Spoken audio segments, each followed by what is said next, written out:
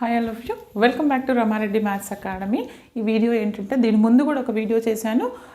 M2 R18 and R16 కొంతమంది ఉన్నారు, అది M1లో ఆర్ M2లో ఉన్న R16 వాళ్ళందరి కోసం షార్ట్ క్వశ్చన్స్ ఎలా అడుగుతారు, ప్రీవియస్ ఒక 7 years నుంచి తీసినటువంటి different regulations and same topic నుంచి తీసినటువంటి క్వశ్చన్స్ నేను సాల్వ్ చేయడం జరుగుతుంది.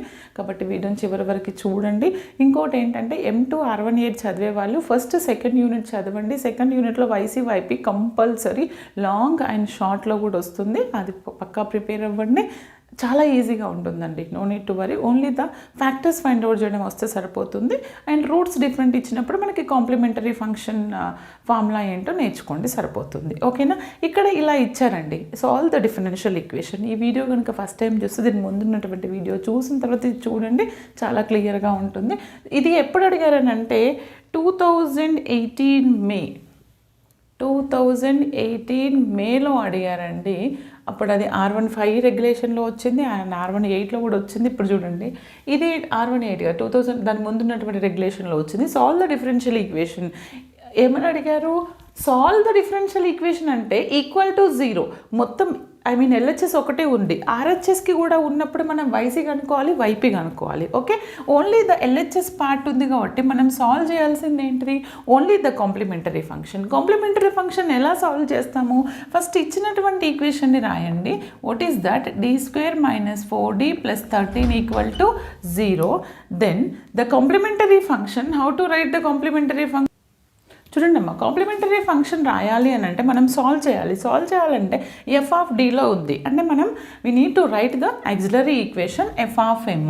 f(m) అంటే ఏంటిది? d ప్లేస్లో m సబ్స్టిట్యూట్ చేస్తాను అంటే m² - 4m + 13. This is my auxiliary equation. Therefore auxiliary equation f(m) = 0 అని రాయండి. అప్పుడు రూట్స్ ఫైండ్ అవుట్ చేసి YCలో సబ్స్టిట్యూట్ చేస్తే విల్ గెట్ ద సొల్యూషన్. ఇక్కడ ఇది ఎలా ఉంది? f(m) అంటే m² - 4m + 13 = 0. చూడండి అమ్మా, ఏదైనా ఫ్యాక్టర్స్ని మనం యాడ్ చేస్తే -4m రావాలి, మల్టిప్లై చేస్తే నాకు 13m² రావాలి. 13 1s are 13. Is there any possibilities? ఇంకేమైనా ఉన్నాయా? లేవు. కాబట్టి ఇలాంటి కేసెస్లో మనం ఏం యూజ్ చేయాలి? డిస్క్రిమినేట్. ఏంటది? -b + or -√b² - 4ac/2a. ఇది -b, ఆల్రెడీ bకి ఇక్కడ b అంటే ఏంటిది? నాకు -4, a అంటే ఏంటి? m కోఎఫిషియంట్ 1, c అంటే ఏంటి? 13. ఇప్పుడు సబ్స్టిట్యూట్ చేయండి. -b -(-4) + or -√b² - 4² 4ac. Okay, ఇది ఎంత వస్తుంది నాకు?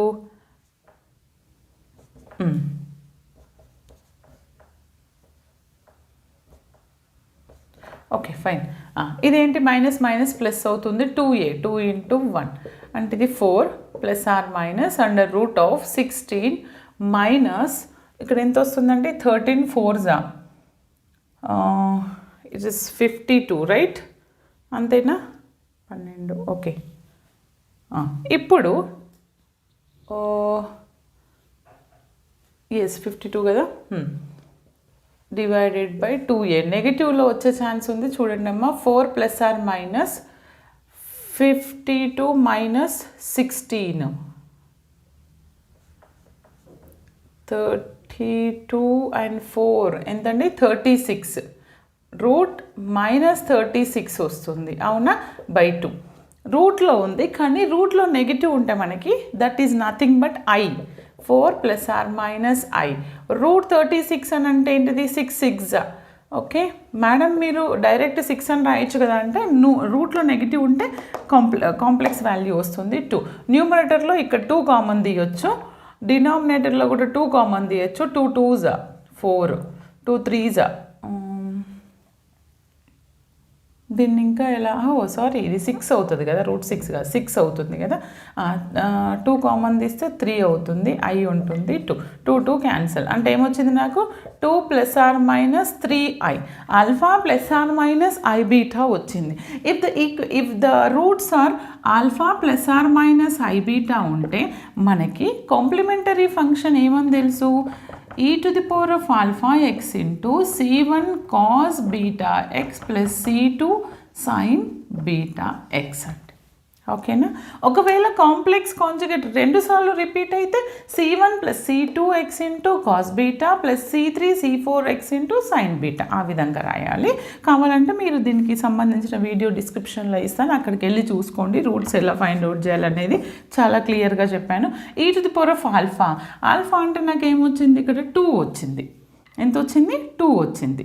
ఈ to the power of 2x into c1 beta అంటే ఎంత వచ్చింది? 3 cos 3x not i plus c2 sin 3x. ఈ విధంగా మనం సొల్యూషన్ కనుక్కోవాలి. ఇది నా సొల్యూషన్. ఒకవేళ ఈజ్ ఈక్వాలిటీకి ఇక్కడ కూడా ఏమన్నా వాల్యూ ఉంటే మనం వైపీ కనుక్కోవాలి. ఓకేనా.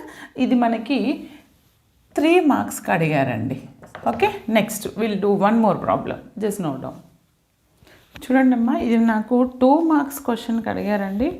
ఓకే, ఇది ఎలా సాల్వ్ చేయాలండి? మనం చూడంగానే చాలామంది 1/d² - 1 అలా ఉంది, ఆర్ d-1 అలా ఉంటే మనం d-1 whole inverse or d+1 whole inverse రాసి మనం ప్రిన్సిపల్లో ఎక్స్ దాన్ని మొత్తం ఎక్స్పాండ్ చేసి సబ్స్టిట్యూట్ చేస్తాం. కానీ చాలా సింపుల్గా ఇచ్చారు. ఇలా ఇచ్చినప్పుడు మనకి యూనిట్లో మనకి తెలుసు d is nothing but what derivative and 1/d is nothing but what integration. ఇది గుర్తుపెట్టుకోండి. దీన్ని నేను ఏం చేస్తాను, గివెన్ దట్ d²x⁴ అంటే 1/d into 1/d into x⁴ అని రాయొచ్చు. అంటే ఒక 1/dని ఏమంటాను నేను, ఫస్ట్ ఇంటిగ్రేషన్ అనుకుంటే integral of x⁴.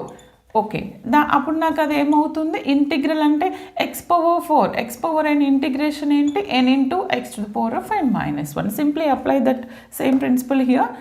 4 into x⁴ - 1 ఎంత వస్తుంది నాకు, 1/d ఇంటూ 4x³ వస్తుంది. 4 కామన్ తీయండి, మళ్ళీ again integral of x³ dx. 1/d is nothing but integral.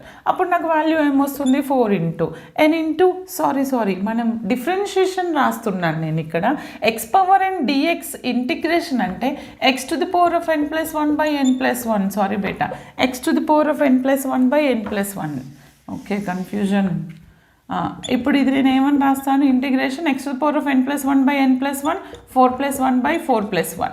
అప్పుడు అది ఏమవుతుంది, x⁵5 అవుతుంది. 1/5ని కామన్ తీయండి, then again integral of x⁵ dx. ఎందుకని 5ని కామన్ తీసాను, 1/5ని, ఈ 1/dని ఇంటిగ్రల్ అని రాశాను.